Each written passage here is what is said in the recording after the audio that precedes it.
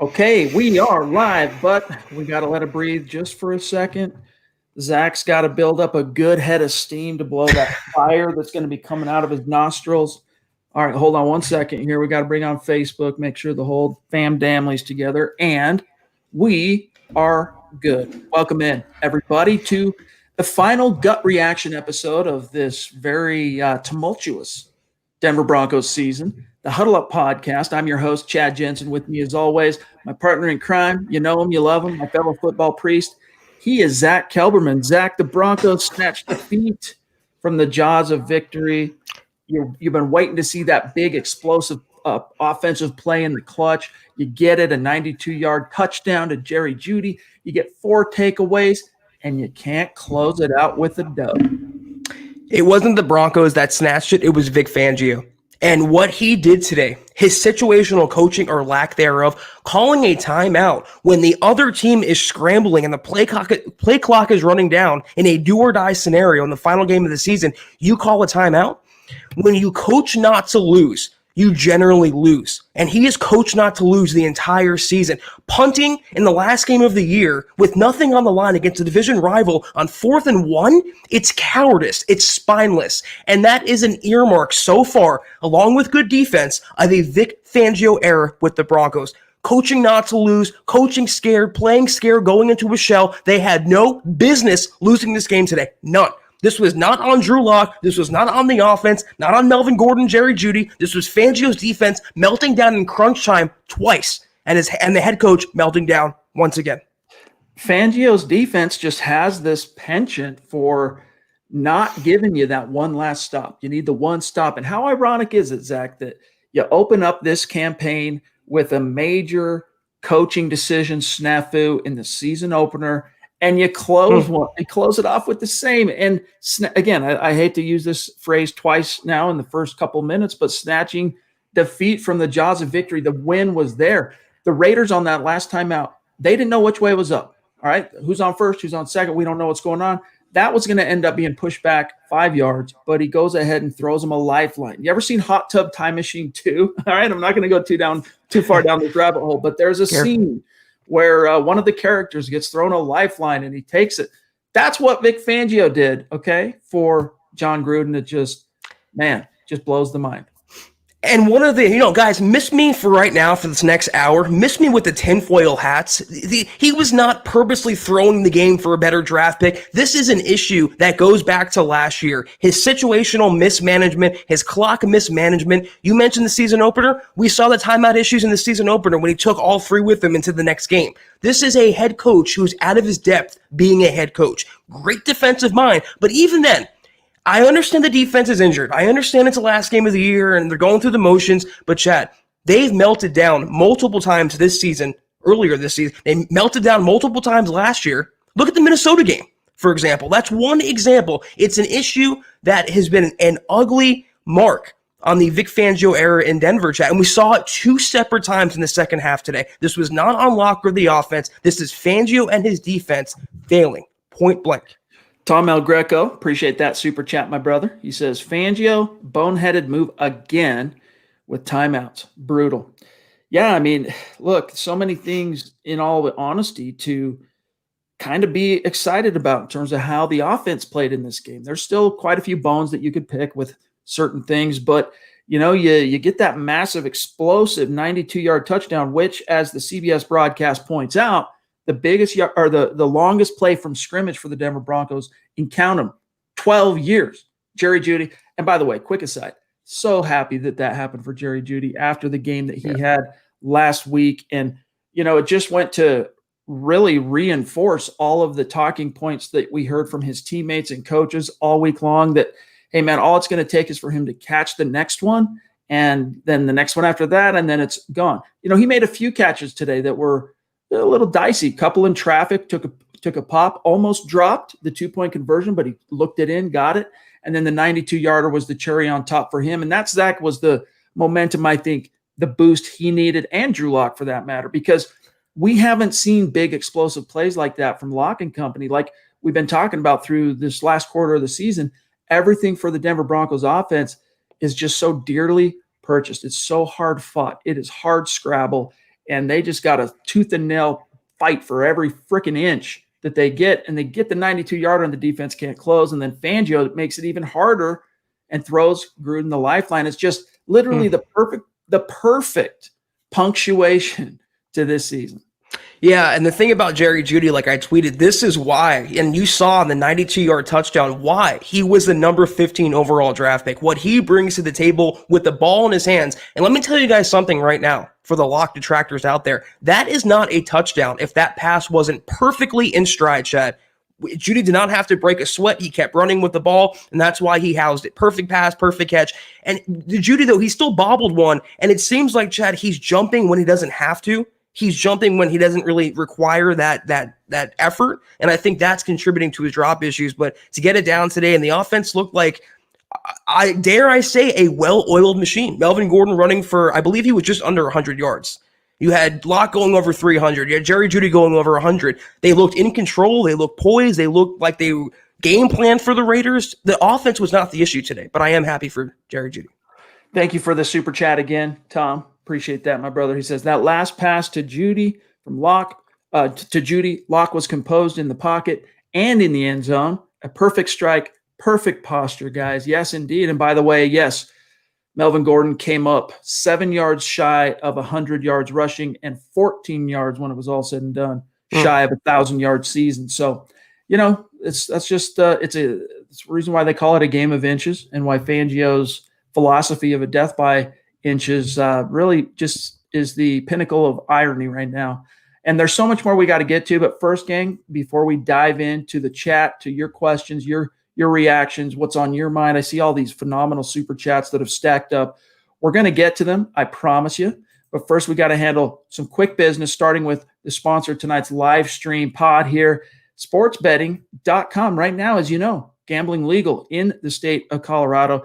You got to make your favorite sports watching a little bit more interesting, just like fantasy football does for everybody in the United States. Around the world, sportsbetting.com can do the same. And here's why. You get the sharp odds, you get the low juice, you get hassle-free bonuses, which you get to roll over after only one time, compared to some of the other outfits out there that make you have to bet the rollover bonuses 5 to 30 times before you can access it or cash it out. Plus, you always get the 24/7 live customer support, real person in the United States. But the kicker is this. Right now, gang, after you make your first deposit, sportsbetting.com will match it up to $750. That's $750 in free bet credits. Plus, right now, you got the NBA rolling, getting started, and you get a $25 free bet credit from for the NBA, for betting on the NBA as well. So head on over to sportsbetting.com/milehighhuddle. That is sportsbetting.com/milehighhuddle.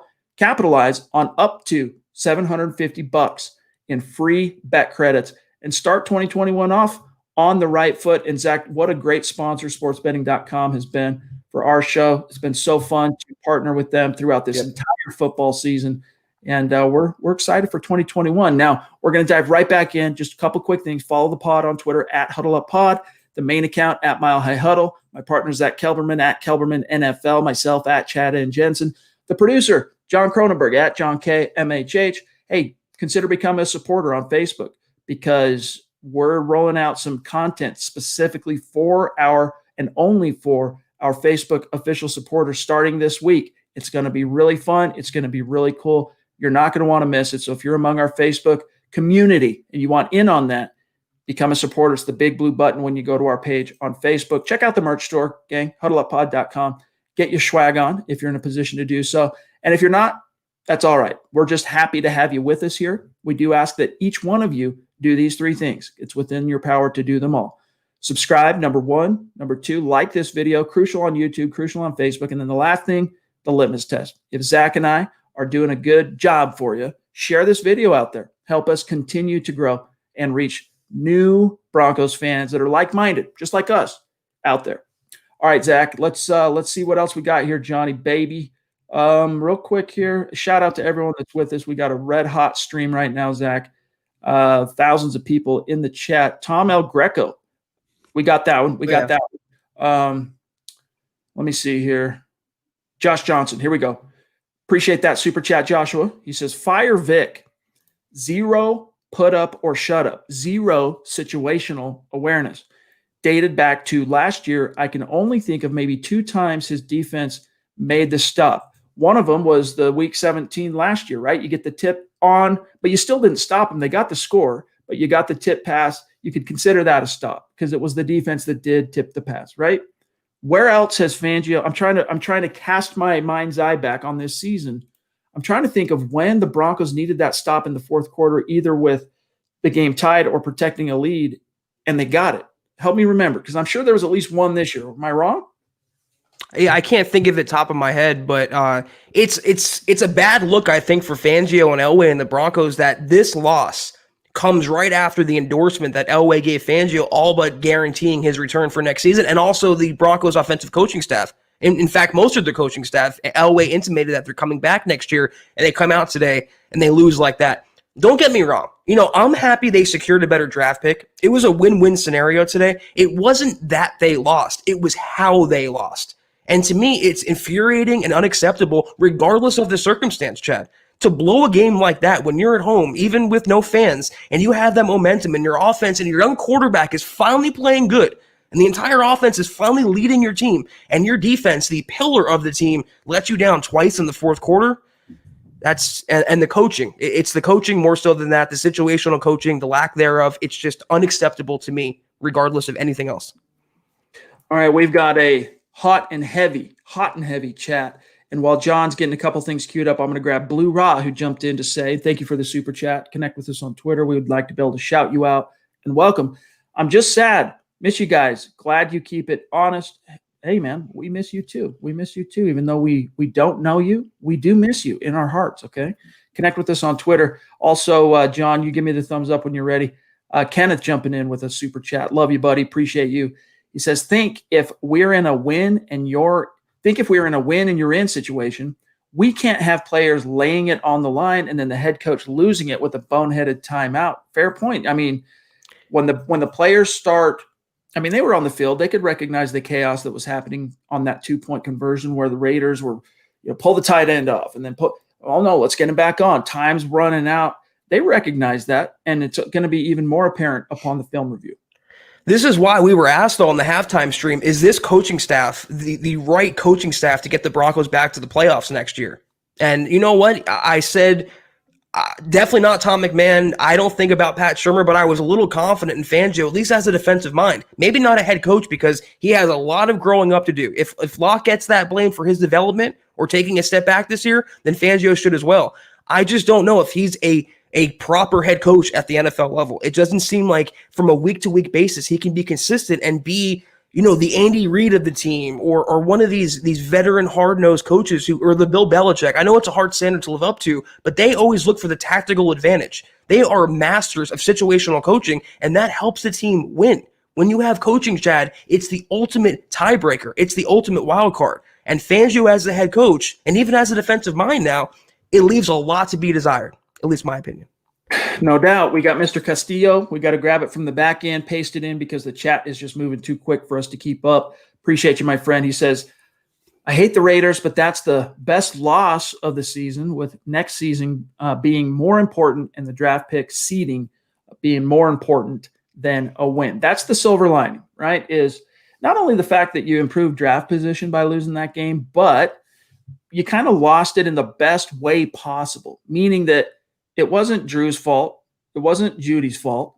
The offense really did a good job. They were pretty consistent through this whole game. Got over 30 points. Could have had more, right? Left several scoring opportunities on the table. How many did McManus miss today? I'll take away the 2 from 60 plus, then he missed one from 56.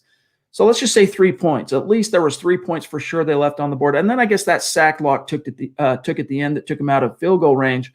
Maybe you could say that's one blemish on his week 17 resume. So maybe another 3 points. Still, it wasn't the offense. So if you're going to lose, at least you have a little bit of positivity on the offensive side going, all right, we saw some things today that we wanted to see. But Chad, all this did, at least for you and I, was confirm what we thought all along. That Locke is definitely, just scraping his potential. He's just getting started as the would-be franchise quarterback, and the coaching continues to fail the Broncos on defense and on offense. And to me, it's so ironic that the Broncos season, as bad as this was, had it end on a special teams error. It's a microcosm of the Tom McMahon era, of also the Vic Fangio era. And something needs to change. And I think McMahon's going to go. I think the rest of the coaches will stay. But I'm encouraged on the offensive side, especially for the quarterback. But for that defense, Chad, and the head coach, how could you come out of this thinking, I'm happy for 21, I'm excited for 21? It's hard to. I mean, now. The only thing on that, in that vein, that I'll say is we talked a little bit about this during halftime, but I'm still very intrigued, maybe just this side of being excited to see what this team looks like when it's actually healthy. Eddie Vasquez jumping in. Good to see you, brother. He says, heart is broken, guys. Ugh. This was rough. It was rough, man. It's just a hard way to lose a game, but, hey, at least the Broncos improved their draft position, Zach. We got Mr. Ranch also jumping in with the super. No direct comment on the super, but we appreciate that, Mr. Ranch.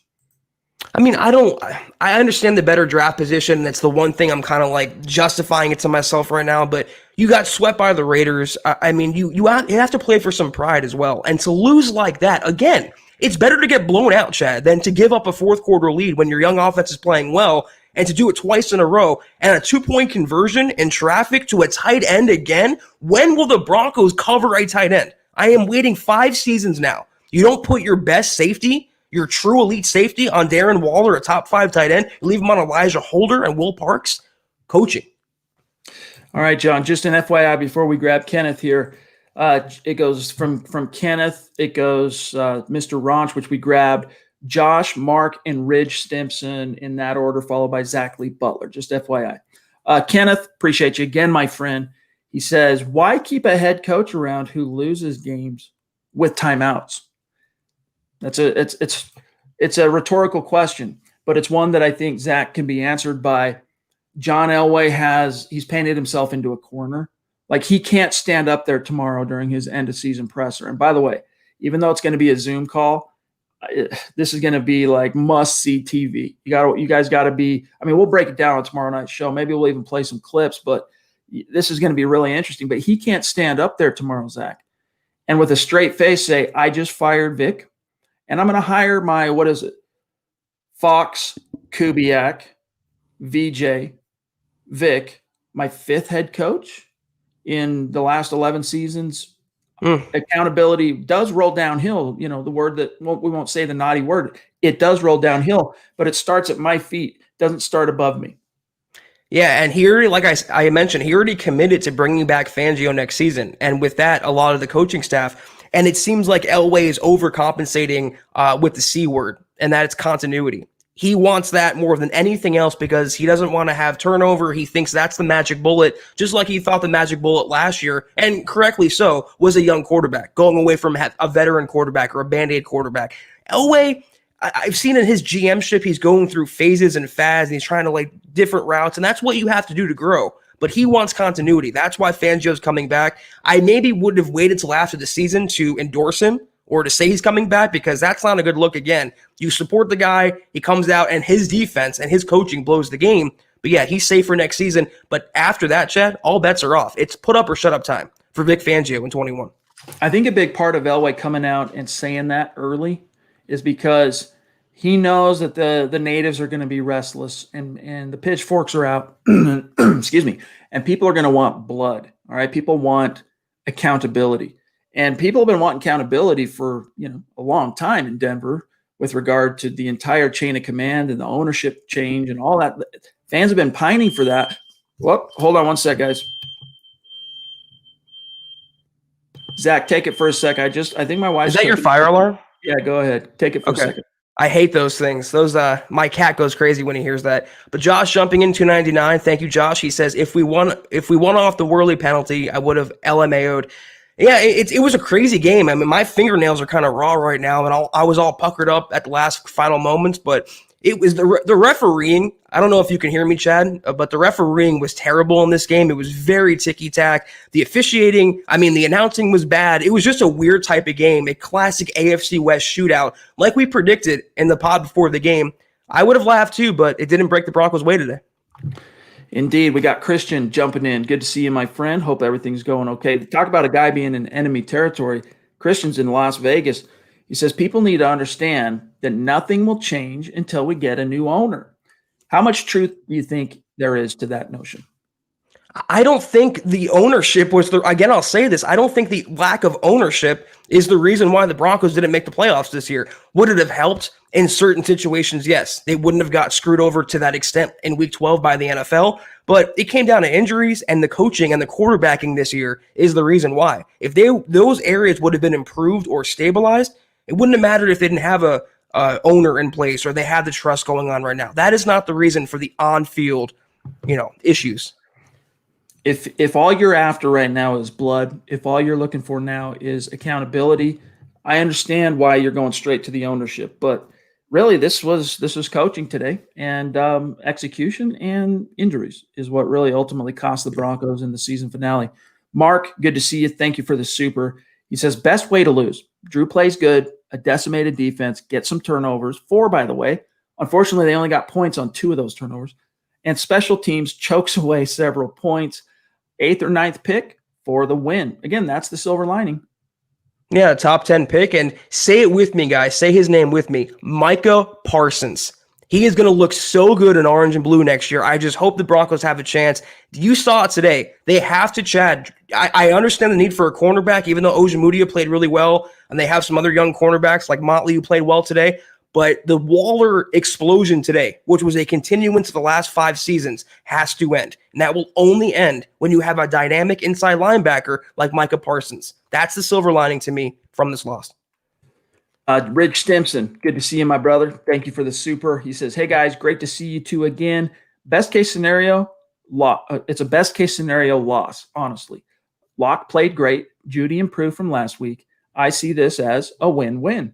Honestly, aside from pride, and pride's an important factor, in any professional pursuit, right? You want to do everything you can with the best job possible and always effort. Their pride's always on the line, especially in the AFC West when it's Broncos, Raiders. And so in a perfect world for me, I'm saying I'll take the win. But in the case of the silver lining, it's as good as you get. Like I said, they lost it the best way. You echo exactly what I say, Ridge. You had a solid performance from Locke. Judy bounced back. Gordon got almost to a hundo. It was overall a really encouraging showing from the Pat Shurmur offense that needed it desperately. You can separate the facets today. The offense did play well, and that was an encouraging momentum builder for 21, but it's not that they lost, it's how they lost. To blow a lead like that and let them go down the field with ease, big chunk plays, run plays, pass plays, then the 2-point conversion to a tight end that you haven't stopped all afternoon. You think you would double team the guy, then the timeout issues. Again, that's what is the more worrisome part. I'm happy the offense played well. I'm happy they have a top 10 draft pick, but the way the coaching and the defense blew it, it doesn't really leave me with a fuzzy feeling going into next season. All right, let's grab Zach Lee Butler. And on some of these guys, please forgive us. We can't show the actual super chat because it's the chat jumps. And if it's not with, sometimes in terms of the timeline of the chat, we can't, it reaches a certain point where we can't go back up depending on how many comments are being made. So what we do is we go on the back and grab that comment, put it and paste it into a banner. So Zach Lee Butler, appreciate you, my friend. He says, I'm okay with the loss, but Vic needs to relieve himself of calling timeouts. He was baited by Gruden. Top 10 pick at least. Yeah, I don't know about baited because I think that was some genuine chaos that was happening on the field there. I think the initial plan was we're gonna pound the rock. We're gonna give it to Jacobs again. And then Gruden's like, no, I want to fake him out. I want to run heavy and put a bunch of tight ends on the field, pre-snap, make them think we're going heavy, and then go empty. It actually was a great call by Gruden, but it took time getting there. Everyone was discombobulated, and then Fangio threw him the lifeline. I think it's fair to say that Gruden outcoached Fangio from offense to defense. I think in the last couple series of the game prove that. They won the game with their offense. And listen, if I don't know if the comment's serious or not, but if we have to remove Fangio from timeout duty, that's a central aspect to the job. It'd be like taking me off writing duty for my job, Chad. It's a requirement. If you can't do that, you should not be a head coach. Plain as day. And it only goes to show even more so the error in letting Mitch Tanny, their former analytics guy, go. Because Mitch Tanny, it wasn't just about, hey, let's look at the deep dive analytics to see what the tendencies are here and there for this opponent. Or it also came down very much so to the focus and scrutiny on situational decisions. For example, if you've got 26 seconds left in the game, one timeout, you just lost the lead, and you're about to lose the lead, and instead of kicking an extra point to be tied, they're going for two. And then you see that they're discombobulated, that's when you don't call timeout. He doesn't have that guy, right? There's no one in his ear. And yet they minimize that all year long. When we've seen these coaching snafus in critical key situations, they've brushed it off like, oh, it's no big deal. We're fine. This is, we didn't need the guy. Obviously they did. And here's BNS. Appreciate you, BNS. He says, I'm tired of Josh comparing truth. I'm not sure what that means. Locke career 8-8, not counting Pittsburgh or today, 3,614 yards. Too many numbers there. It's breaking my brain. Well, look, let's say counting Pitt. So that's 8-10 all time. Probably, well, he finished with, I'll pull it up real quick. He finished with 339 yards passing. So kudos to Drew for that. So he's over 4,000 almost. And let's see, what's the touchdown? 23 touchdowns. No picks today. No turnovers from Locke. He finally snapped that streak. But then he says, Allen 5-10, 2,000 yards, et cetera. 52% worse in the NFL. Locke should be the guy in 2021. Should Locke be the guy in 2021, Zach? Well, if this was, the audition for Fangio after all the endorsements and after all the talk of continuity, this was also an audition for Locke. And I think Locke passed with flying colors. And we mentioned on the halftime stream, for once, he didn't have that turnover in the first quarter, and he took sacks instead of playing hero ball. He was very poised and calm and collected. He was playing with no pressure, Chad. And we talked about it with Paxton Lynch years ago, not thinking or overthinking, just going out there and playing quarterback. And that's what Locke did today. There was no pressure about the playoffs or his future or the coaching staff. He knew there's nothing on the line. Go out there and play ball. So I think he aced that audition, and that goes into next season. It goes in his resume and his file. And at the very least, he'll get 21 as the guy to start. Again, whether he finishes as the guy, we won't know that until next season. But I think he damn sure earned the spot to be the guy for another year. I agree. My outlook has not really changed on Drew. And let's be honest, his play has vastly improved from week 11 on. And I think he really, topped it today. I've used the punctuated word too many times already, but he closed out this season on the right note. Now you could argue, no, if he really closed it out on the right note, he would have got that last possession. But when you get a holding penalty on, what was it, on a first down after Gordon had already picked up one big gain, and then he gets another one, and Noah Fant backs you up to starting at 1st and 20. That's outside of his control. Not many of the best quarterbacks in the league, especially protecting a lead, on a 1st and 20 that late in the game, they're going to end up punting that thing away and just playing keep away and hoping the defense can get a stop. So Drew did everything I think possible within his grasp, within his reach to tell the front office, tell the coaching staff, hey, I'm turning the corner. The light bulb is coming on. The reps have made a difference. I should be the guy in 2021. It doesn't mean the Broncos, won't tinker and bring in a veteran, but I would be stunned, Zach, I should say I'd be stunned if the Broncos draft a quarterback in the first round, and I'll be shocked if Elway doesn't officially anoint Locke as the guy tomorrow. Burn the guitarist. We feel your pain, my friend. We really do. And thank you for that super chat. And it's been great getting to know you in the community. Stick around. 2021, we're just getting started, dude. We're going into free agency. We're going into draft season. It is going to be a blast, my dog. And how about this for Payne? Locke did all that today and all that he accomplished, and it was tangible progress, no matter how much the Locke detractors want to point it in the opposite direction. But he did this with an offensive coordinator who doesn't let him throw on first down. There's no rollouts on first down. There's no play action. And how many times did you see Locke under center, not in shotgun? I mean, the element of surprise is totally gone from the Broncos offense. Douglas MacArthur would be rolling in his grave right now watching Pat Shurmur's scheme. There's just no creativity. It's all in front of you. Here's what we're going to do. We telegraph everything. That fourth down call and short yardage and shotgun. If Locke had better coaching the entire season, we would have had more games like today, Chad. That's the overall, I think, argument you can make for him.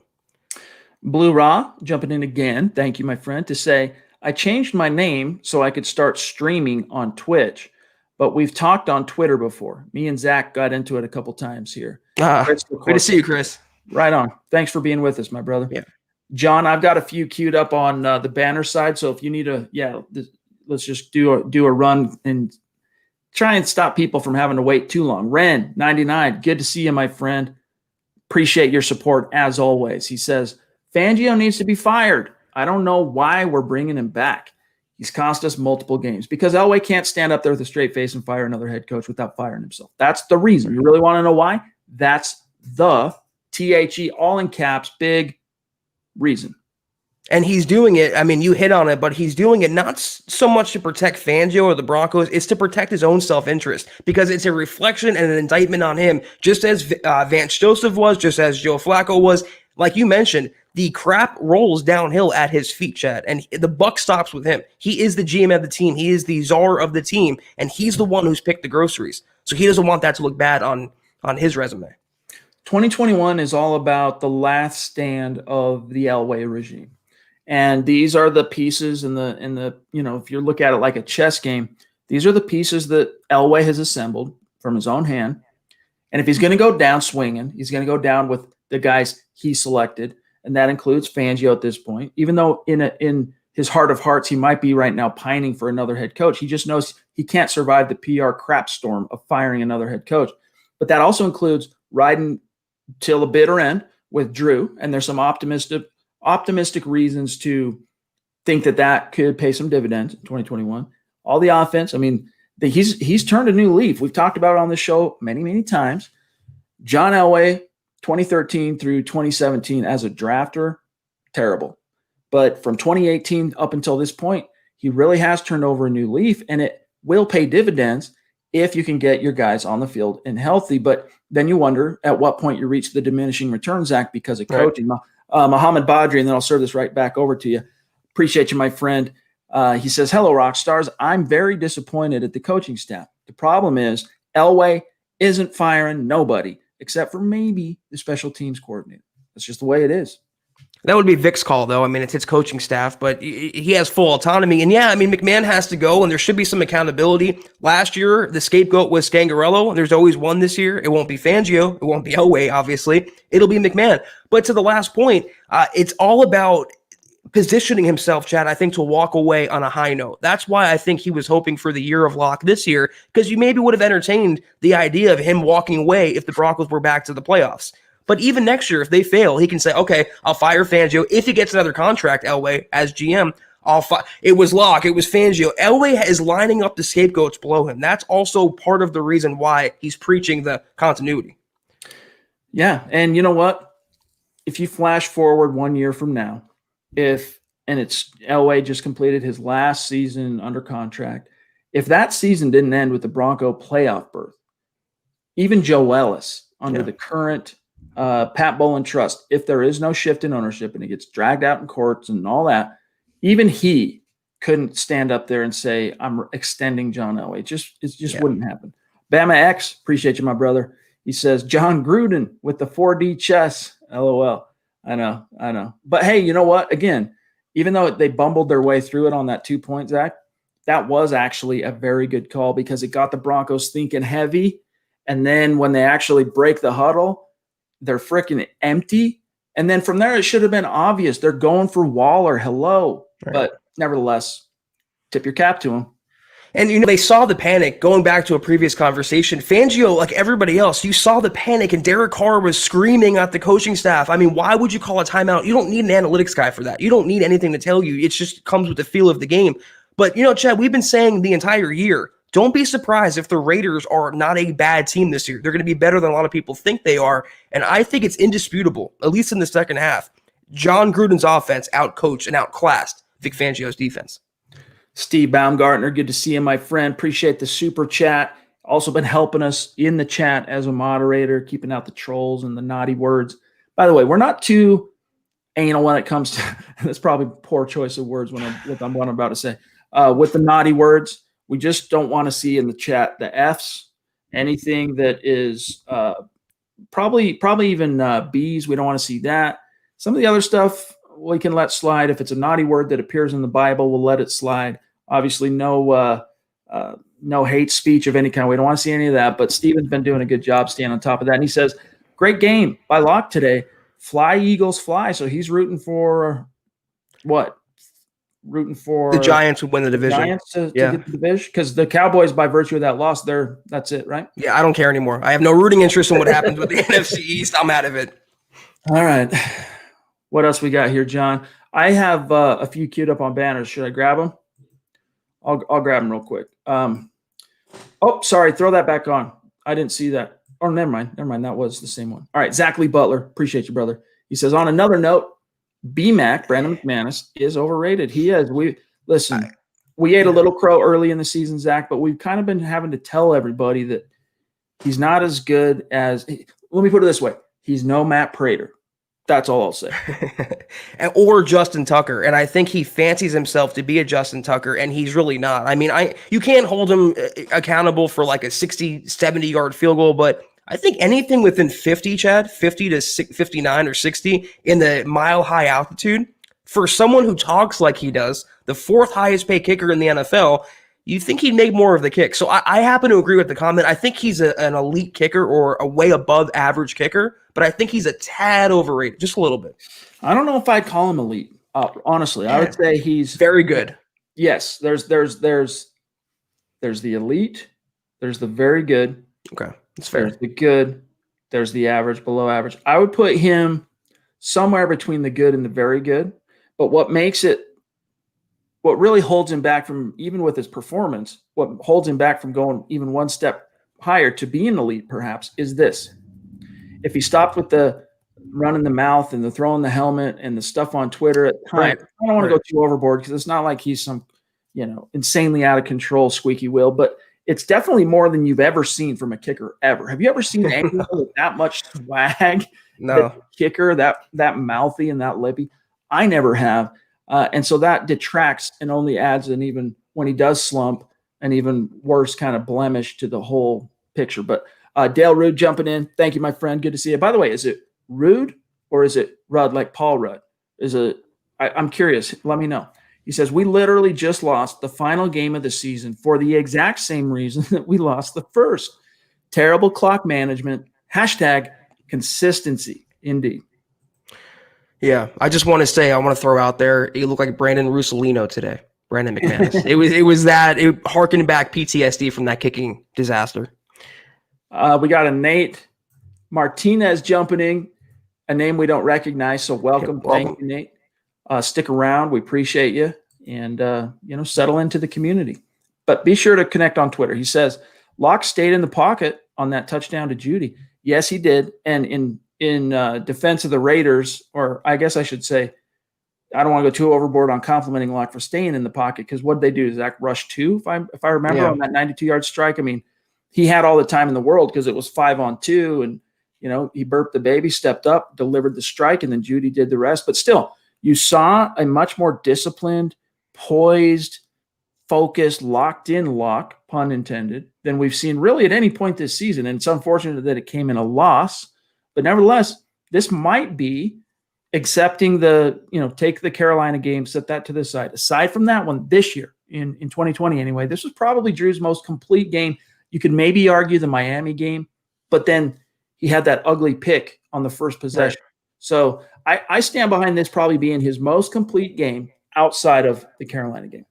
I'm with you. I think in terms of efficiency, in terms of a technical standpoint, I mean, arm talent and just the mental components of playing the game, I thought it was one of, if not the best performance by Locke in a Broncos uniform. And I'm not going to credit him, even though I'm a Locke fan, for stepping up in the pocket. That's something every quarterback does since Pop Warner. I'm not going to praise him for that in week 17, but he did that consistently today. He did not break the pocket. We didn't have to. He did not have happy feet. He wasn't seeing ghosts out there. He didn't play hero ball. Like you mentioned, like I've mentioned, he was poised, he was calm, he was collected, playing with no pressure, no jitters, no turnovers. It was a really, I think, impressive effort. And I think from both sides of the aisle, Lock supporters and Lock detractors can admit that today. By the way, John, let me know if you have our friend Chris Hernandez as super. If not, I got it loaded on the back end. Dylan, good to see you, my brother. Longtime listener, bona fide superstar. Really appreciate that generosity. And it's a nice, Zach, it's a nice gesture for us opening up our first show of 2021. We really appreciate that, Dylan. For those calling, this is Dylan. For those calling for a new coach, might as well want Lock gone too. Another for another year would only hurt Lock. If you get a new coach, you might as well get him his guy in the draft. I'm not a Shermer guy, but am I crazy here? No, I think there's some truth to it. Like, if push came to shove, you know, I tend to agree with you, Dylan. If push came to shove, I could definitely hold on, let me get that off screen. I don't know. There we go. If push came to shove, I could convince myself that I shouldn't say convince myself. I could find the right pros to outweigh the cons on why, if you want to save Luck, you fire Fangio, which fires Shermer, and you go out and get, you know, that hot Shanahan guy or whatever. But I think I'm more inclined, Zach, to look at it and err on the side of, if you're going with Lock, then maybe the best thing, is unsatisfying as it is right now with this taste everyone has in their mouth, to roll with the continuity of Fangio, Shermer, Shula, and just say, look, we're going, this is it. This is the last stand of the Elway regime. And if it doesn't work this time, we know that it's just not meant to be. And if this was an audition for Locke, it was an audition by association for Shermer as well. And it looks good for him after the comments that Fangio made suggesting his return in 21. I do think he does return, but I don't subscribe to the theory that you can't under any circumstance replace the coordinator, or it's, you know, Locke and Fangio and Shermer or completely different for next season. If, like we've mentioned, if you have conviction, if you're sure you have the next McVay, the next Shanahan, the next whoever, then that would be in the best interest of your quarterback. The most important thing is not Pat Shermer or anybody else. It's Drew Lock or whoever's quarterbacking the team next year. So I want to find the right coordinator to hone his skill set, even if it means learning a new playbook. He's dealt with it throughout his career at Missouri, in the NFL so far. It wouldn't be anything else to ask him one more time, listen, Drew, we finally have the guy. We failed with Scangarello. We failed with Pat Shermer, but now we have a happy medium who we think is going to take you to new heights. Would you be okay with that? He's going to say no to that? No, he's a gamer, Chad. He would be A-okay with that, and so would I. And especially if you actually had OTAs and a full, traditional training camp and a full preseason, then yeah, I mean, you can get there a lot easier than just saying, let's give you a new coordinator and we have no idea what's going to happen in the offseason. Yeah. And listen, right now, based on what we heard from J.C. Tretter, the president of the NFLPA, it sounds like the NFLPA is going to try and, even though they just codified the new CBA right before the pandemic hit last year, it sounds like they're going to try and wage a PR battle to strong-arm the NFL to do away with all OTAs. But that's a topic for another time. John, Houston, appreciate that, my friend. He says, if we are pick 9 in the draft, if we won the game, we would be at pick 12. So that's a plus. Being in the top 10, that almost guarantees a Surtain, Farley, or Zach Wilson, or a Parsons. Yeah, so I mean, you take your pick on what the priority is or how you shape your big board. It just gives you a better chance at securing the blue chip guy, whichever one it's going to be for the Broncos. Which we don't know, and they don't know yet, and they won't know until they're on the clock. But I would be surprised, as Chad would, if a quarterback in the first round, even if Wilson, and I'm a fan of his, if he fell that far to 9, I don't think he's the pick. And again, I don't mind the Broncos having a better draft pick. I just can't root for losses. It's a loser, cowardly mentality to me. It's just a small silver lining on what was still a very gut-wrenching defeat. By the way, John, I'm grabbing Chris, and I'm grabbing Pickle Ian, and then back to whatever you got ready to go. Man, the chat is just on fire today. We love it.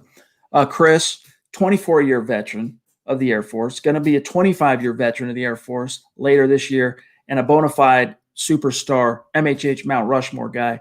Love you, buddy. And his supers on game day, always symbolic of the points the Broncos put up, and we appreciate that generosity, bro. Seriously. He says, man, I hope the coaches improve their decision-making next season. Cheers to the offseason. Hashtag click those little thumbs up. Thank you, Chris. And that's a good reminder to everybody. Like this video. Facebook, YouTube, crucial. Like it right now so you don't forget. Really appreciate that. But yeah, you want to see that improvement, Zach, on the decision-making side. And unfortunately, with 2 full seasons as a head coach, Fangio just proved in the season finale of year 2 that there's really not any measurable progress. And if you watch, I watched the Cleveland game earlier today, and they were playing Mason Rudolph in the backups. But if you watch a first-year coach like Kevin Stefanski, and he has better talent at certain spots and less injuries and all that, but he's so in control of what goes on the sideline. And there's so many personalities on that team, including Baker Mayfield. But if you watch him coach, there's none of these glaring issues. And Fangio now, I bring that up because pandemic or not, offseason lost or not, he's at the end now of his second season as a head coach, and he doesn't know when to call a timeout. He doesn't know what's going on. I mean, those are red flags that really you wonder if they can be removed or taught or improved upon. I can understand some of his rationale or the logic in terms of, hey, we thought they were going to run this, and then, or maybe he was planning on calling a timeout all along. But as soon as you recognize the chaos, it was right in front of your eyes on the other side of the field, and you could see the ticker just going down, that should have canceled out what you previously had tactically loaded up. There was 10 seconds left, Chad, and they weren't even lining up yet, the Raiders. It's ridiculous. Leon Archuleta, good to see you. A name we don't recognize, so welcome. Thank you, Leon. Connect with us on Twitter. We'd love to be able to shout you out after the show. He says, it's never okay to lose to the Raiders. Draft picks considered and all. Come on, guys. Yeah, we're with you on that in terms of Zach said it best. Pining for, hey, man, lose to the Raiders because it improves our draft position. That is a loser's mindset. Now, that's different than saying, for example, hey, let's find the silver lining. And the silver lining is the Broncos improved their draft position, but openly rooting for the Broncos to lose to the Raiders. I mean, I could maybe even understand it if it's anybody but the Raiders or the other two AFC West teams, but still it's a loser's mentality. You don't want to attack life, Zach, with the loser's mentality. It's not just losing to the Raiders, it's getting swept by the Raiders. And you lost to them pretty brutally the first time, and you lost to them the second time in horrifying fashion. It was just not a good year for the Broncos-Raiders rivalry, and not a good look for – we all call Gruden overrated, his big contract and this and that, but when that overrated coach is beating your coach twice in the same season, what does that say? Yeah, there's no – hey, at least we split with the Raiders to fall back on this time. No moral victories this time. Picklean, thank you for the super chat, and thanks for your patience. He says, please, Kelberman or Chad, please find a good reason why Fangio is keeping his job after that. Blows our last time out, gave the Raiders a chance to set up, and then it goes on. Hold on. Then he says, to set up, inexcusable. We as fans are livid. Totally understandable. There's only one reason why Fangio – there's one reason with a 1.A behind that. One, Elway can't fire another head coach if he's going to stay in his job. And then the 1A to kind of justify that if you're Elway is continuity. But still, it all boils down to the one. Throw away the A. It's Elway can't stand up there and after a 4th consecutive losing season, it's not just missing the playoffs, that's 5 years in a row, but a 4th consecutive losing season and fire another head coach without you also falling on the sword. There wouldn't need to be an A if there wasn't a 1. He wants continuity because he kept firing coaches, because there's been no continuity before. It's his latest fad, Chad. He's saying to himself, I'll bring the band back together for one more year. I'll write it off as the injuries and the pandemic, and hopefully Fangio, hopefully Shermer, and hopefully Lockett's the guy for the sake of continuity. Willie, good to see you, my friend. Thank you for the super. He says, yet another defensive breakdown. Thank you, Willie. Game. Yes, indeed. Also, Mundungus, good to see you again, Broncos Wizard. He says, and thank you for the super. He says, what in the actual F, Fangio? Can we call a timeout on him as coach just for a little bit? Yeah, the frustration and the anger and the disbelief is very real right now. I don't blame Broncos country at all, and I'm also questioning, it might be an overreaction, and it might be because it's the gut reaction, and we're kind of emotional on this podcast right after the game, but I'm really wondering, Chad, if he is the guy as the head coach of the Broncos. If he doesn't fix these issues, it's going to be the same thing next season. I know you're looking for little rays of improvement, and it's hard to find those. And especially amid a season in which there were so much personnel attrition. It's like how do you rightfully accurately evaluate Fangio? But one of the ways that you can are game situation decisions, and he's failed those. Brett White, appreciate you, my friend. How does a defensive minded coach seem to come up short at the end, calling a timeout? Wow. Yeah, Zach, that's just been one of the themes, unfortunately, of Fangio's first 2 seasons in Denver. And it's, you can point to the personnel losses this year and the injury bug, but last year it was even worse in terms of, I want to say it was at least 4 blown leads where you needed to stop. There might have been one more. And then, of course, you can count the Minnesota game where you could go into halftime up 20 points and then you end up blowing that one. Yeah, it's been a common theme in the Fangio era, and some fans have caught on, Chad. I know certainly you and I have kept abreast of it the last couple seasons. In crunch time, when it matters most, yeah, the defense can create turnovers at times, and even Kareem Jackson got an interception today. Ojemudia had forced fumbles, but when it matters most, in the fourth quarter or goal-to-go situations, game-to-go situations, they come up small. And you can blame that on injuries, you can blame it on whatever you want, but it goes back to last year, and the denominator is Fangio. Longtime superstar, longtime listener of the show.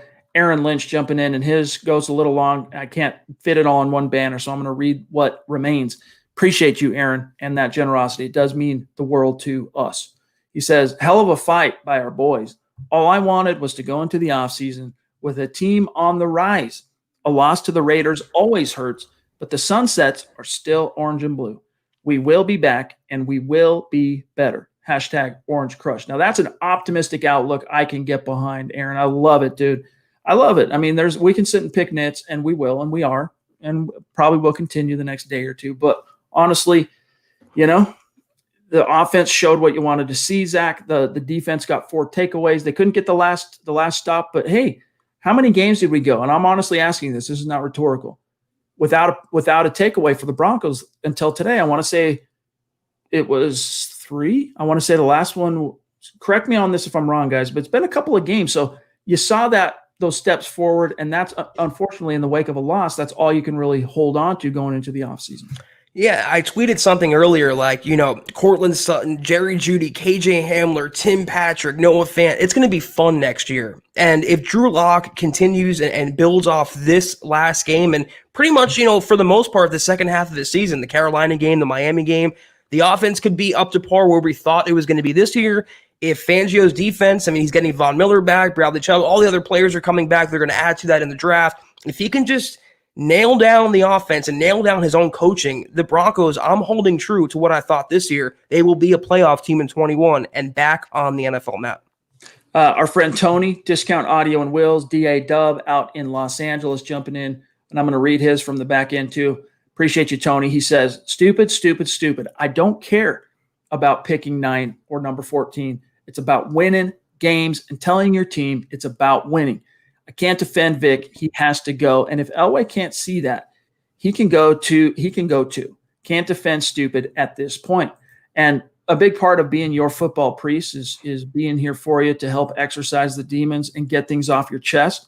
Unfortunately, Zach, as much as Tony is justified in feeling the way he feels, and everyone else who feels that way, there's no one to turn the screw. There's no one to force that on Elway and fire Elway unless all of a sudden Joe Ellis, amid all of the uncertainty of the lawsuit, all the uncertainty that pertains to ownership and all that, unless he wants to then deal with hiring a GM, then deal with hiring a head coach.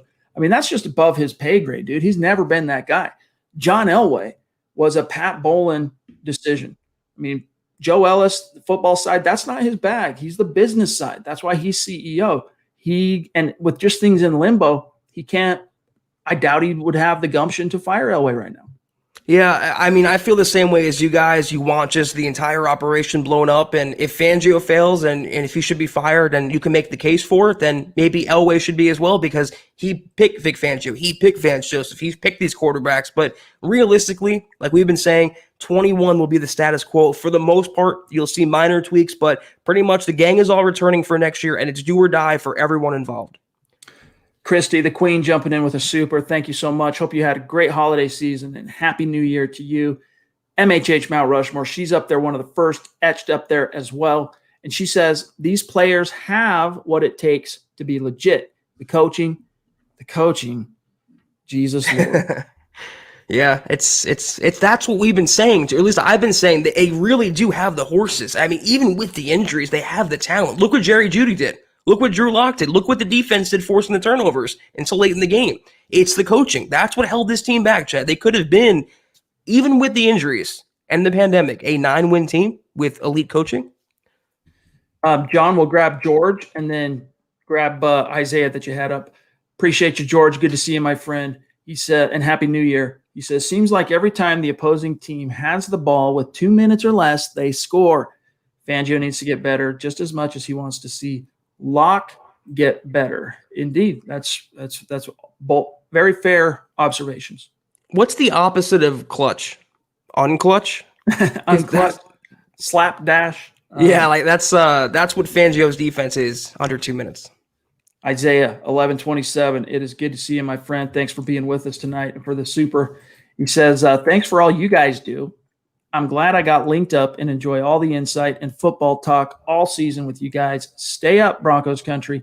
Hey, we appreciate that, Isaiah, for real. And look, the season's in the books now. And as you guys have heard me say before, look, now Zach and I get to breathe a little bit. We're no longer going to be quite so slave to the news cycle grind that we get swept up into during the actual season. And now we, on this show, can start looking at the draft. We can start looking at prospects. We can start looking at free agency, who's going to be unrestricted, who are some of the RFAs out there, who are maybe some trade targets. Now we actually have the time to do that. Meanwhile, you got our draft experts like Eric Trickle and Nick Kendall and Carl Dummler and Lance Sanderson, who's Lance and Luke, for what it's worth, that are going to be already well onto that. I mean, Eric's been breaking down film on draft prospects for a year already on the 2021 class. So this is going to be a really fun, jumping off point. The season's over, and we officially enter the offseason, Zach, and it's going to be a gas. Yeah, Isaiah, it's been great having you lately, and be sure to stay tuned this entire offseason. I enjoy the offseason podcast more than the in-season ones, and we've mentioned this before because the in-season ones are very regimented. We know every day, every week the news is going to come, who's going to talk, what's going on, but the offseason is predictable. Hiring, firing, signings, trades, the draft. It's going to be a fun ride this coming year, so be sure to stay tuned with us. All right, we've got one. John, I have 2 queued up, and then I'm current with where I'm at in the stream. You want me to grab them real quick? All right, I'll grab them. Smith Corona, good to see you, brother. Appreciate that super. He says, it would have been nice to end on a win, but what can you do? The Lock to Jeudy touchdown is hopefully a sign of things to come, especially with a full offseason and a healthy, he says, a healthy team. Happy New Year, guys. Draft season starts now for me. Amen, brother. It's going to be a lot of fun. And look, it's another way to improve this team and the roster. And we'll see exactly what Elway has to say tomorrow and what heads may or may not roll. I mean, we'll see. But it all comes down to, Zach, the last hurrah of the Elway regime and the final pieces to the puzzle getting put in place. And it's going to be exciting. The speculation, all the conversations and the arguments over who should be picked, and it's going to be a lot of fun. It's the drive version of Elway's GM-ship, Chad. It's the last-ditch effort. And you know what? You talk about the team staying healthy. If they want to preserve that or want to attain that, they might want to think about replacing Lauren Landau. Just throwing it out there. I haven't mentioned his name in months because we're kind of we get so much criticism, but there's a trend with injuries, too, that I want to see end in 2021. He was back there on the sideline today, I noticed. So good to see that. And Tim Patrick went out. Amazing. True. We're not big believers in coincidence. I'm just joking. David Kilgore, thank you, my friend. Appreciate you. He says, do you guys see us replacing Brandon McManus in the offseason? He is not consistent anymore. No, Elway just paid him. I mean, we can look at the contract, but it's not, David, it's just not going to happen. Right. The ashes that you feel in your mouth right now, that taste, it'll dissipate over the next few days, and you'll just really focus on 2021. But the reality is Brandon McManus just got paid. And so Broncos are committed to him. I think it was a 3-year, it might have been a 4-year, but either way, the first 2 years traditionally, without even looking up the contract, are fully guaranteed. So you're unless he were to trade him, which you rarely see, almost never in the NFL, kickers traded. He's your guy for 2021 and probably 2022 at least. Yeah, I got the same question about Graham Glasgow if the Broncos would move on from him. It'd be like a $17 million dead money hit. The Broncos, for some of these players, for contracts or multi-year contracts, they front load the deals, which makes them uncuttable for the first couple seasons. McManus is your kicker for next year. Failing that, beyond that, he might be replaced, but he'll be back next season. Let me see if I can pronounce this name. I'm sorry, my friend, if I do butcher your name. Olusegun Oyewole. Man, I suck at that. You sounded like the CBS announcers today, Chad. Josh Witten, they couldn't pronounce Ojemudia. They literally could not pronounce anything. It's pretty tough to listen to. You could see, and for what it's worth, I actually enjoy listening to Beth Mullins call game, or what's her name? Beth Moen. You sound like her now. I know. There's the irony. That's we're just punctuating the season the same, right? It's all in kind. Yep. But I actually enjoy Beth. I think she does a really good job. I do like her observations, but Tiki Barber is who really struggled today calling that game. So anyway, his question though is, how do we get 4 turnovers and have a competent offense and still lose? # frustrated Broncos fan, but really love y'all podcast. Started listening this year. Well, thank you. Welcome. I appreciate you. Make sure you connect with us on Twitter. Yeah, that's one thing that I do criticize the offense for, and Locke. When they got those turnovers, Chad, they did not capitalize. I mean, you can argue that the game should never have come down to that 2-point conversion, because if they would have taken care of business, it would have been maybe a blowout. But that's a small nit to pick when Locke puts up the numbers he did and the defense played the way they did.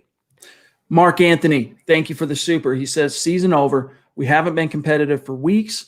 Take the positives of the season and look toward the future. Bump this emotional negativity. Cheers to you as well, Mark. And I think that's a very useful mindset. And also thanks, Marcus, for the stars. Appreciate that on Facebook, my brother. But yeah, it's time to turn the page. We'll kind of soak this up tonight, and we'll have, tomorrow won't even really be an aftermath pod, because tomorrow's pod is going to be analyzing whatever is said in the press conference tomorrow. Yeah, it's a sad resignation that the season's over. No more Broncos football until August. But listen, guys, it's a new year. This was a horrible season that mercifully now is over. We can turn the page to what will be a better season and a better year overall in 21. So I agree. I understand the negativity. Take today, but starting tomorrow, let's have a more forward-leaning, long-term outlook. Dario, thank you for that super chat, my friend. He says, Fangio is clueless on time management. Also, Gordon should know to stay in bounds. At least we have a higher draft pick. I wasn't too worried about the Gordon run where he went out of bounds, honestly, just because he picked up some big chunk yardage. And were it not for a very ill-timed and ill-advised holding penalty on Noah Fant, we could be talking about a completely different result in this game, because the Broncos crossed the 50 and they're rolling, man. They're rolling, and they can maybe 4-minute close this thing out. I don't necessarily blame for that per se. If it was under 2 minutes, I would definitely be tripping. Thank you, Ronald, for the stars on Facebook, my friend. And then Rello says, # fire Vic Fangio. Maybe would an $8 million a year running back who earned that money, would he have gone, would he have stayed in bounds and not go out of bounds? I can't really hate on him too much either. He had a good game, and he's been the backbone. It's strange to say he's been the backbone of the Denver offense for the second half of the season, especially with Phillip Lindsay out of the picture. Melvin Gordon ran well this year. I wouldn't say, again, $8 million worth, but I'm not going to kill him for that gaffe. It's been really interesting to see how such a large swath of Broncos country in many ways has kind of turned on Phillip Lindsay because of his injuries this year. Just bad luck injuries. He was given kind of a injury-prone label, unjustifiably so. He missed one game as a pro, week 17 of his rookie year, and he was kind of christened with that reputation. But this is really the first year as a pro that injuries have been a consistent theme for Phillip Lindsay, to where it not only affected his play on the field, but cost him time on the field. And fans, more often than not, if there's a Phillip Lindsay story or an article at milehighhuddle.com that is oriented toward Gordon or Lindsay, most of the comments, Zach, are people saying Phillip, they're just off the Lindsay train, which I find to be very curious, because this dude's going to get healthy. He'll be back. He's going to do his thing. But Joe wants to know, thank you for the super, thoughts on calling both timeouts at the end. It was awful. The way the Broncos, we've mentioned it multiple times now, the way the Broncos and Fangio handled the clock is it's deplorable. It's unacceptable. It should never happen, but it's not the first time either. So I can't say I'm surprised. We've seen this from Fangio before. He has to be better. There's no two ways about it. No analytics guy upstairs. That's not the reason. Nothing in his ear, whatever, replay. He needs to know in that situation to have the intuitiveness and the feel for the game to know when to step in. Gage, thank you for that super chat, my friend. He was with us in the halftime stream, and here he is again. Appreciate you. He says, Parsons or Surtain looked sexy in orange and blue. I am pleased by the growth I have seen from Drew. I hope he works with the QB guru to tweak fundamentals. Yeah, I mean, he's, again, week 11 on, Drew has really turned a corner, in my opinion. Now, maybe it's not quantum leap corner, it's not going from being the Drew of old to, the pop guy that Colin Cowherd was projecting him to be, but measurable, quantifiable, palpable improvement. I think this game proves that they need defensive help, and it may be weird to say, but the cornerback needs help, inside linebacker needs help. So yeah, it has to be, for my money, Caleb Farley, Patrick Surtain, or Micah Parsons in round one, Chad. And now they finish in a top 10 pick, they're pretty much guaranteed to land one of them. It shouldn't be a quarterback, and I don't think it will be a quarterback. They got to replenish that defense.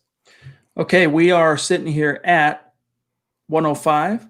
We got a little bit time left because we got to get each and every super chat that is stacked up. We don't let anyone stay out in the cold. But I'm just taking a quick look here and then we'll grab this super on my end just to kind of see where we're at. Bear with me once. Gage, Aaron. Oh, we got another one from Aaron. We got the Gage one. We got Dario. Can I add something real quick about Philip Lindsay while you're doing that, Chad? Real quick. Mm-hmm. Stack onto your previous point. Would he have been hurt if he was used correctly and he wasn't run like a Royce Freeman was run right up the middle into the teeth of a defense every single week? Would have, his turf toe or his knee or his concussion, would that have happened if he was deployed as an outside or edge runner? I happen to wonder that myself. Yeah. I mean, we've mostly seen square peg round hole from Shermer as opposed to here's a round peg. Let me go ahead and place it in the round hole. Simon, north of the 49th parallel up there in Canada, showing us some love. Appreciate that, Simon. Love the pod. Keep it up, guys. Thank you, my friend. He says, from Prince George, British Columbia. There you go. Oh. Broncos for life. Awesome, buddy. Appreciate the support. Means a lot. Connect with us on Twitter. It's another way to keep the conversation going when we sign off on these live stream pods. Thank you, Simon. Let me see here, John. I have one from Aaron. A second one here from Aaron that I can put in that we have not been able to get to quite yet in terms of the order. Jamal, dude, thank you so much. We really appreciate that. Also, I saw one. I don't have it right in front of me to grab, but Jamal had a point to make. He said, I think that Broncos should trade for Matt Stafford.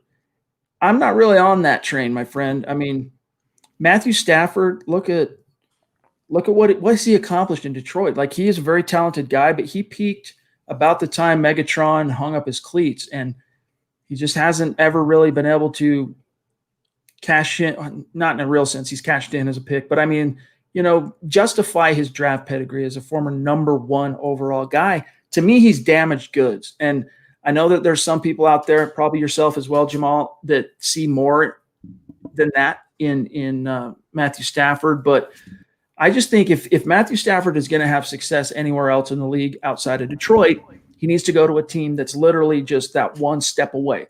The coaching's in place, the personnel's in place. Right. They just need the quarterback. And you could maybe argue that that's the Broncos, but I think there are still too many holes, and it's still such a young team that it's not the greatest scenario for the results you're hoping for. And Stu Meat, appreciate that super sticker, bro. You want to hear a great landing spot for Stafford, and that would be San Francisco. You put him with Kyle Shanahan and that defense, and look out. I agree with you. He needs to be in with a team that's a quarterback away from winning a Super Bowl. And the Broncos, I don't think they're any one player away from competing for a Super Bowl just yet. The playoffs should be the first goal, and then the title after that. Stafford, take on his contract, give up a pick for him, and go back, not only that, Chad, but to recommit to that mindset at quarterback. Forget the young guy, forget Drew Lock, forget that progress, forget developing our own in-house talent. Let's go rent another mule that we can beat for a few years and then release. It just makes no sense to me. He's not coming to Denver, guys. You can lose that dream pretty quickly. Cameron Whitehead, appreciate that super chat, my friend. He says, so after watching that, shake my head. I'm sick. Why, Vic? We feel your pain. And then here's the Aaron Lynch one. Appreciate you, Aaron. He says, I know BC is a little heated finishing on a loss, but Broncos country. So let me start that over. I know Broncos country is a little heated finishing on a loss, but it has been a pleasure following along with the MHH family throughout yet another season. Cheers to many more. On to the offseason, friends. Amen, brother. And we love you. We appreciate you. And we're really looking forward to this offseason. It's going to be a lot of fun. And Aaron, I'm appreciating and I'm liking your positivity a lot. So thank you for putting that in there in the chat tonight. Most definitely. Isaiah jumps in again. Thank you. He says, Micah Parsons in the draft, anybody? Hashtag MHH fam. Yeah, we're all over it. I know Eric Trickle in his scouting, pros and cons on Parsons says that, his based on the tape. And remember, Parsons sat out this year, right? He opted out, but that he's a little he's got the athleticism, but it hasn't come out in the wash in terms of the actual technique to be good in coverage. But, and here's the but, ... he's got the athleticism. You put him with the right coaching, and that could be a big thing, a thing he could thrive in. We just haven't, according to this is Trickle's read on it, hasn't seen it come out in the wash yet as a collegiate player. But in the NFL, I think, look, Fangio, for some of his flaws in terms of, game management and all that, as far as being a coach on the field and coaching the game and teaching players and all that, his track record with off-ball linebackers is sterling. Took two Jags in Josie Jewell and Alexander Johnson and turned them into solid, maybe just barely above average guys. Now you get a dynamic, just stud like Micah Parsons, put him under Fangio's wing, put him under Ed Donatel's wing. And I think you see the football gods open up the windows of heaven and pour out a blessing on the Broncos. And also the wing of Reggie Herring, who is one of the best position coaches in the entire NFL. And he's done a bang-up job with the linebackers. Look what Malik Reed did this year, Chad. The step he took in place of Von Miller. Yeah, I'm all about Micah Parsons. You can teach him to cover better. We all wanted Isaiah, at least I did. I wanted Isaiah Simmons in this last year's draft, and Vance got him in Arizona. But they need to finally get that dynamic inside linebacker. You can coach him up. He might be a raw product in coverage, but you cannot win at this level with Josie Jewell and A.J. Johnson as your starters. It's just not feasible. Okay, so let me grab this one from Willie, and then John, if you have Jamal, which we already touched on this, but I would like to at least flash his super. Joshua, another one from Cameron, Kenneth, James, Alex, and we start getting close to the end here. Willie, thanks again for the super. He says, Fangio needs to put that clipboard down and coach. I think we've kind of flogged the Fangio horse to death at this point, an hour and 12 minutes in. But as a coach, he's, I think, one of the best defensive-minded coaches in the league. As a game manager, a lot to be desired. As a team manager, I'm not sure he's cut out to be the head coach of the team. Like, that's one of the reasons why I think he went out and brought in Pat Shurmur and fired Rich Scangarello, is because he wanted his focus to be, sure, I'm the head coach, and, I have to kind of deal with all these other issues that orbit around the team. But really, when it comes to the day-to-day grind, I want to focus on the defense, and I need a guy who I can trust, a veteran, to basically be the head coach of the offense. And that's what he was looking for and felt like he found in Pat Shurmur. But whether it's the defense or the offense, Fangio is very stoic and way too much for my liking. He's very passive, and he stands there with his arms folded. He doesn't really move much. And just as a quick aside, I was watching NFL Films Mic'd Up. They have a YouTube. The NFL puts it out every week. It's like football porn. It's amazing. It's like a half-hour video. But I was watching Eric Bieniemy on the sidelines, the Chiefs offensive coordinator. He curses and screams so much at his players. Even he's criticizing Patrick Mahomes. He's getting on him. That's the type of hands-on interaction I want from a head coach. I want to see some of that fire. And that's one thing from Fangio, Chad. He just won't or can't show. All right, we got one here from Ethan, a name we don't recognize. So welcome. Thank you, my friend. We really got to rapid fire these remaining ones because we're at 1:13 and there's a lot still waiting. So let's grab Ethan here. Do you think Elway is like Jerry Jones in the sense he just wants a yes man as head coach? That's very much, I think, part of it. But I know with Fangio, there was kind of a senior dynamic, right? Kind of like he remembered going against Fangio as a coach when he was a player in the 80s, when he was with New Orleans, and the interview process that they had. Yeah, I want to say there's a few times I remember him, like, even it reminded him, I think, of his father, Jack Elway, and some of his, coaching philosophy and his kind of gruff manner and all that. But look, he is a yes man. I've heard some rumblings, Zach. Now I'm going a little long-winded, that Vic Fangio is going to be given a little bit more input on draft and personnel this year. We'll see. But I think there is some truth to what Ethan's saying. Well, I think he took to Vic Fangio because he's a little more relatable. He's closer in age, and it seems like Elway never really bonded personally or professionally with Vance Joseph. Two different kinds of people, two different age groups. Fangio is like that old school, similar age to John Elway, so I think there's a natural respect. In terms of Dallas, though, you can say that about Jason Garrett. He was the biggest yes man to ever live. Mike McCarthy, though, is not really a yes man. He's kind of an ornery coach who does his own thing on the sideline, so I wouldn't really group them together. I do think Elway consolidates power, and he wants power, but he's given a little more to Fangio, or a lot more than he ever did it to Vance Joseph.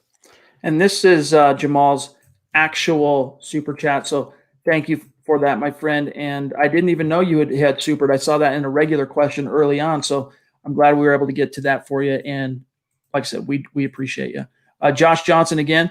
On the opposite argument, how does Elway say with a serious face he's sticking with a coach that regressed and won one divisional game? No excuses in the NFL. So saying that, my point being, how can Elway stand up there and fire a head coach and not fire himself with a straight face? His point is, how can he not? How can he stand up there and not fire Fangio with a straight face? That right? Yeah, it's just you said it best. He kind of pinned himself into a corner. He's damned if he do, damned if he doesn't, and he has to go along with the continuity stake right now, because if he makes a move, it's just poorly reflective on him and him only. Jen Heckle, another name that is new to Super Chat, so welcome, Jen, and thank you. Jen says, are coaches and Locke on the same page, reading the field short or too long or long too – student, let me do that syntax over again. Are coaches and Locke on the same page, reading the field short to long or long to short? Finally, a game with no turnovers, but Locke still missing wide open guys. P.S. Love my Huddle Up t-shirt. Right on, Jen. We'll send us a selfie on that. We'll shout you out and put it up on MHH Instagram if you want. We'd love to do that, but the biggest thing is Locke's deep ball accuracy is the one bone that I would pick with him today, just way off the mark, and that's been a theme throughout his entire pro career. Yeah, he missed Patrick deep, but I thought he was actually more accurate on check downs and short passes. I thought it was a very complete game for Locke as a passer. So one of the most complete, definitely. Then we got one here from Cameron. Thank you again. He says, I agree, Zach, it was just a wrong decision, but we have to at least give it to the offense. They stepped up at least a little. Yeah, when the chips were down and the Raiders stormed back and retook the lead, Broncos answered in a big bad way with a 92-yard touchdown strike. Loved seeing that. Yeah, I'm not criticizing the offense at all. I mean, maybe small minor points like we just mentioned, but they were not the reason the Broncos lost this game. Not at all. James Moss, good to see you, my friend. Thank you for the super. He says, what's the point of getting a good draft pick if you can't coach the damn players? Fair point, but it's rhetorical at this stage. Kenneth again jumping in. Thank you, bro. He says, is Gruden getting fat or is it just me? I noticed that too. I'm like, dang, dude, I got to look at my own, dad bod in the mirror a little bit and compare that to John. I feel okay. It was the quarantine weight. It was, the freshman 15. He put on the freshman 35. It looked like. No doubt. I've got one here after Blue Raw from James as well. Blue Raw, I guess it's Chris, right? Good to see you. He says, Micah could be the Roquan for Fangio's defense. Could be, very much so. Micah Parsons could be that guy. Get him in the scheme, get him coached up into the Fangio's way of doing things, and it could be something, Zach. I'd love to have a Roquan, a Devin White Roquan, just a dynamic inside linebacker. James Korosek, thank you for that very generous super chat, my brother. He says, let me go to the back end because it goes off the banner. He says, what kills me is when Vic came here, he said, we will not lose death by inches. We have lost 5 games while leading with 30 seconds left. Too many mistakes by Vic. It is the utmost – it is so ironic that when the Broncos die, it is by inches based on that philosophy. It's funny, I spaced his name now, the coach of the Falcons who got fired.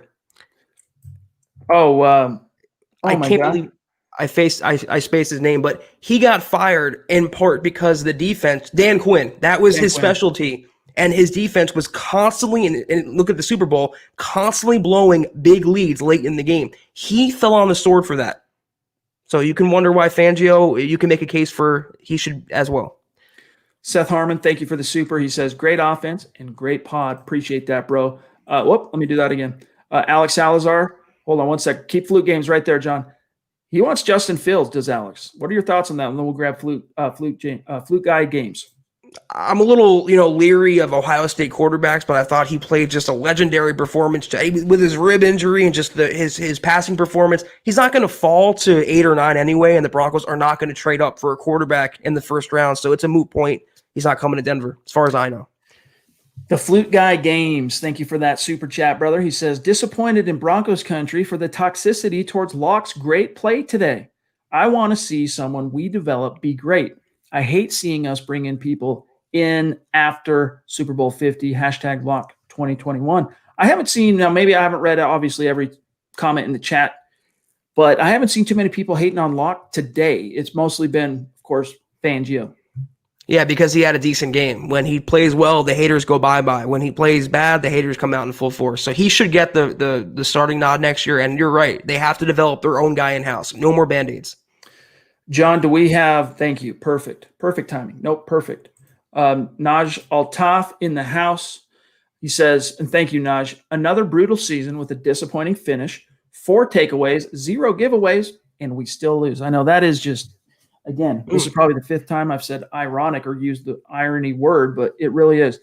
These young players give hope, but the coaching takes it away. Fangio calls out players like Vaughn last year. He needs to own this. It would be nice to see Vic Fangio. And, when we go live, we miss out on the Zoom call, but because we prioritize y'all over being in on that, because then we can just go back and watch it. We can get the quotes and, whatever. But it would be nice to hear Vic Fangio say, I screwed up.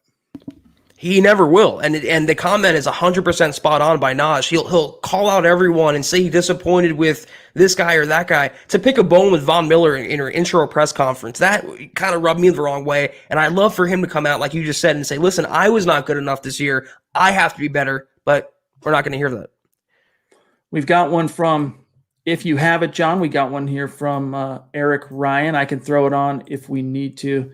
We'll start with Dylan, though. Appreciate that, Dylan Dub. Good to see you, my friend. Appreciate that super chat. Does mean the world to us. Trust. Let me just grab this one, John. Eric Ryan and then Dario and NorCal 91 in that order. We don't want to leave anyone out in the cold. I'll grab Eric real quick. And here's what he says. Appreciate you, Eric. He says, they're saying we're getting the 9th pick. Who do we get with Locke at the helm? And if not Locke, what then? Locke looked great to me. Coaching, though? Yeah. So we've been saying it on this pod, and maybe our views will evolve as we get deeper into. Thank you, John. Into the offseason, but they've invested the Broncos a lot of their recent picks, their premium round picks on offense. Now it's time to swing that pendulum back to the defense, corner, linebacker, safety, D-line, maybe even too. Edge is a consideration depending on what you end up doing with Von Miller. But it's all, in my opinion, you've got the horses on offense. You just need to continue developing them. It's about restocking the shelves on D. Yeah, it has to be an inside linebacker. I really wouldn't take an edge guy in the first round, especially if Vaughn's coming back. It's got to be an inside linebacker or more likely a cornerback. It's got to be those 2 positions, Chad. Dario, thank you, my friend. He says, I, for one, am excited with this team. Injuries, the virus, etc. And we were competitive. I would like Locke next year. However, I would take Stafford or another. And I think that's fair in terms of the first thing you said. I'm really not in, as you know, on Stafford. I want to see Locke one more year. I got one here from Pickle Ian again. Legit question: How would one become an on-screen rep for your brand, like you guys are? Starting school for journalism and like what you guys do. How would one become an on-screen rep for your brand? I'm not sure what you mean by that, unless you're just saying, how do I become a podcast host? But that's a long story, dude. There's a lot that goes into that. Holler at us another time when we're not under the gun, or shoot us an email, milehighhuddle@gmail.com. NorCal 91, love you, bro. If Sternad turns out to be more than decent in coverage and we draft Micah Parsons, what will become of Alexander Johnson? If those two things were to happen, Alexander Johnson will get RFA tender this year, and he'll come back and start to open up 2021. But his days would be numbered as a starter. Am I the only one who doesn't see Sternad as a long-term starter, like a 10-year starter? I think he can be a nice pinch guy like a Malik Reed or maybe a great backup. I just don't see high caliber starting upside in him. I hope I'm proven wrong though next season. Tom, good to see you. He says, come Elway, come on Elway, trade up, get Parsons. Yeah, we'll see. We'll see. I mean, you might not have to trade up. You probably will if you want him, but you never know. It just depends on how the quarterback big board shapes up and all that. There's still so much that has to be resolved between now and draft day. We got the Senior Bowl coming up. Then, of course, you got the Combine, and a lot changes between now and then. Isaiah, thank you for the stars, brother. And here's this question, John, real quick. Isaiah says, Drew Lock had his first 300-yard game with no turnovers. He won Player of the Week a couple weeks ago. The announcers even mentioned how he has been playing smarter. That's progress. Indeed, he has shown significant progress, especially since week 11. The problem is the progress he's showing is not Josh Allen or Patrick Mahomes, so it's not enough to sway the fan base. But if you've watched Drew Lock objectively and you watch him the last handful of games, you've seen the development. You've seen him take steps forward and really not many steps backward. And he took no steps back today. It was a leap forward for Drew Lock, and that's all the Broncos have wanted to see, Chad, a complete game for 17 weeks. They finally got it. They wanted consistency. I think for the most part today, they got it. Carla, thank you for that super chat. Make sure you connect with us on Twitter. Where's the improvement from last year to now? I feel like we are in the same place we were last year. I just don't get it. There's not a lot of improvement on the macro level. In fact, it's the opposite. On the macro, it's a regression because you finished 7-9 one year. Now you're 6-10, or is it 5-11? Geez, it's 5-11. So you're regressing 2 games. But on the individual level, there's a lot of explanations that go into that. We can crucify Vic, we can crucify Shermer, we can crucify McMahon. All that holds water. But the biggest thing that prevented this team from taking the step forward, Carla, that you were looking for, that we were all looking for, was the injury bug. And you can't lose literally every Pro Bowler on your roster that, or any starter that has Pro Bowl resume. I mean, season-long injuries, and expect to go toe-to-toe. And it just never ended. It was one after the other. I mean, it was every single game day, someone goes down, the news wire the next day, end of season. Yeah, and you know what? I mean, you can definitely talk about the injuries, talk about the pandemic. We've mentioned these prefaces like 1,000 times this season. But you want to compare records, they have the same record now as 2017, the first year under VJ. So you can make the argument if you wanted to, they haven't progressed from 2017. And what was the reason for that year being so bad? The quarterbacking and the coaching. And that's the same thing this year with the added bonus of injuries and the pandemic. It all adds into that. You're right. We haven't seen an improvement, but it's because of those two things. Until those two areas get solidified, it's going to be the same roller coaster record for the Broncos. Decent one year and bad the next. I got one here from Holden I'm going to grab, and then Jason. Appreciate you, Holden. Much love to you. He says, just showing some love on to 2021. Hashtag MHH. Hashtag Denver Broncos for life. Hashtag playoffs 2021. We love it, dude. We appreciate you. Jason Ingall's jumping in as well. Appreciate that generosity, brother. He says, a better year, gentlemen. Sorry I'm late to the show. Build the defense, linebacker, corner, and let the offense build. Fangio was a sure in after the game, timeouts. Still keep up the great work in the offseason, guys. Hashtag state of being. Yeah, man. I mean, those are all points. This is everything we've highlighted today, Zach. Yeah, pretty much. It recaps everything. He's still not great with timeouts. He leaves a lot to be desired as the head coach of the Denver Broncos, as far as I'm concerned. Yeah, you got to hope he can show a little development as well. And now I'm looking at this on the back end. We've got 1, 2, 3, 4, 5, 6, 7, 8 more to go. Last one being Jorge, and then we have to bounce on out of here. Starting with Seth Harmon. John, do you have? I've got the closest one I have is Aaron. I don't know if you have Seth. If so, I can.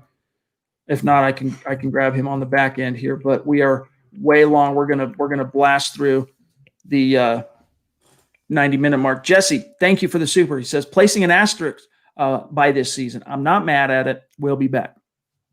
I understand it. I mean, rationally you can explain it and chalk it up to the pandemic and what ended up causing all the injuries. Very much a mulligan type thing if you're of a mind to do that, but it just is extremely inconvenient, Zach, that it comes after 4 previous years of missing the playoffs.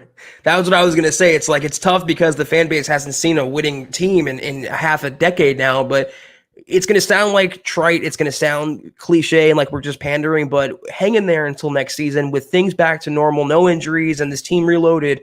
Chad and I both have a mind to think they're going to be pretty powerful next season. We want to see the horses healthy, and then we'll jump to the conclusion. Seth, thank you, bro. Who are you guys rooting for in the Super Bowl now? Zach, you got a favorite you'd like to see go the dist? Oh, I want to see Kansas City and Buffalo in the AFC title game. Can we just fast forward to that? And I do think in the NFC it'll be the Packers. Ultimately, I have Packers and Chiefs in the Super Bowl, but who I'm rooting for, who I want to win is different than who I think will win that game. I think the Chiefs are going to beat the Packers, but I like to see Aaron get another ring, and I like to see LaFleur get a ring in his second season. I mean, the guy is a phenomenal coach, and he's coached a really good year this year. I'll throw a curveball at you. I would like to see Phillip Rivers get a ring. It ain't going to happen. It ain't going to happen. But that's who I'm going to be emotionally pulling for is the Colts. I should say. Duke, appreciate you, bro. Good to see you. He says, yo, fellas, how'd you like my draft board? Round 1, linebacker. Round 2, corner. Round 3, linebacker. Round 4, corner. We definitely feel you, man. We definitely feel you on that. That was funny. Took me a minute to catch on. But, yeah, they have to restock those cupboards, Chad. Got to. Aaron, thank you for that super chat, my brother. He says, Broncos country, always. I agree. Let's keep it. Been a huge supporter, and with everything going on, it's kind of messed up. This team needs an offseason. Yep, and they're going to get it, and thank you for that. Really appreciate that. And, you guys have been a beacon for us during all this, up and down, weird, the dark year that was 2020. You guys have been that for us, so appreciate you, Aaron. Yeah, Chad, I tweeted this on New Year's Eve that we've gotten so many comments how we were so helpful to get through 2020 and how bad it was. But Chad and I, we both found comfort and took solace in these pods 4 nights a week and interacting with you. And you guys helped us as much as we hopefully helped you. So thank you, Aaron, for that. Jordan Johnson in the house. Good to see you, brother. Thank you for that super. Hope you had great holidays. Happy New Year to you. He says, my prediction, by the way, rocking the football priest hat like a boss. Coaching staff comes back, and the 2021 draft will be Fangio's chance to build the defense and keep his job. Locke will keep improving. I hope it shakes out that way, brother. I really do. I think that's how it's going to shake out. So, yeah, I think you're right on, Jordan. Jorge, thank you for that super, my friend. He says, until ownership is ironed out, things won't change. No accountability, no progress. Hola from Matamoros, Mexico. Hashtag state of being, dude. Love it. Thank you, Jorge. I still don't think ownership, though, was the reason why this season went sour. If they had, again, better coaching, better quarterbacking, no injuries, no pandemic, would have been a different result. Freddie, thank you for that super chat. His comment, though, is I say we draft a corner or linebacker with the first pick, trade back into the late first or early second for another corner linebacker, whatever we don't choose with the first pick. Yeah, I think we're on the same page with you on that. But edge could be a sneaky need for this team, depending on what happens with Vaughn, and this is a good class for that, from what I'm being told from our draft guys. So we'll continue to analyze that question as we get deeper into the offseason. I don't know. Malik Reed's performance this year kind of assuaged my worries about the outside linebacker group, even without Vaughn next year. It would be a need, but he played, I think, pretty well this year too. I want to see Malik get sacks that are not coverage sacks more often, but same gripe for Chubb this year too. So many of his sacks, he got a lot of pressures. He was pacing the league in pressures before he, again, sad way to end his Pro Bowl year with a whimper, two missed games, and for Chubb, I'm talking, what a bummer. But both of them, a lot of cleanup sacks, and so I want to see, like Vaughn, you beat your man, you turn the corner, you bull rush him, whatever it is, you cut inside, you won that matchup. It's not just a hustle motor sack. Well, what's impressive for me, when they did get sacks or pressure, they're doing that, Chad, without a starting defensive line. I mean, all their guys in front of them, Purcell and Shelby and Jarrell Casey, they were out this season. So I think it made it more impressive what they did off the edge. I think we are caught up, and we are. So, gang, thank you so much for hanging with us here tonight. This went about 34, by the time we're out of here, 35 minutes long. But, you guys make it blow by for us. And it feels like we've been talking 15, 20 minutes is what it feels like for us. So thanks to each and every one of you. But listen, we're going to be back in the saddle tomorrow night. And instead of it being a traditional aftermath pod, it's going to be analyzing what is said from Broncos HQ. Tomorrow, we're going to hear from John Elway. I expect we'll probably hear from Vic, who will be maybe not literally next to Elway, but figuratively, with Zoom next to Elway. And we'll probably hear from Joe Ellis. So, Zach, it's going to be a gas. Thanks to each and every one of you for what was a phenomenal 2020 for this podcast and for Mile High Huddle. From the bottom of our hearts, seriously, thanks to each and every one of you.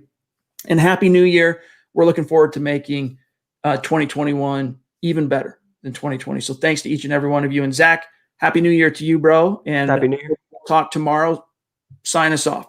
Yeah, we got a comment by Scott Rinaldi, I think it was. He was asking if we're going to do these pods in the offseason. And Scott, of course, we live for that. That's our most exciting time. We look forward to all these different plans we have with Facebook content and different videos we're doing. So be sure to tune in for that. Enjoy also the national holiday, which is Black Monday, taking place tomorrow. Adam Gase got fired, Chad. So let's point and laugh at the Jets. Let's laugh at their misery to make us feel better. But enjoy tomorrow, enjoy Black Monday, and enjoy Elway's comments and his press. We will recap everything on tomorrow's pod. Until then, and as always, though,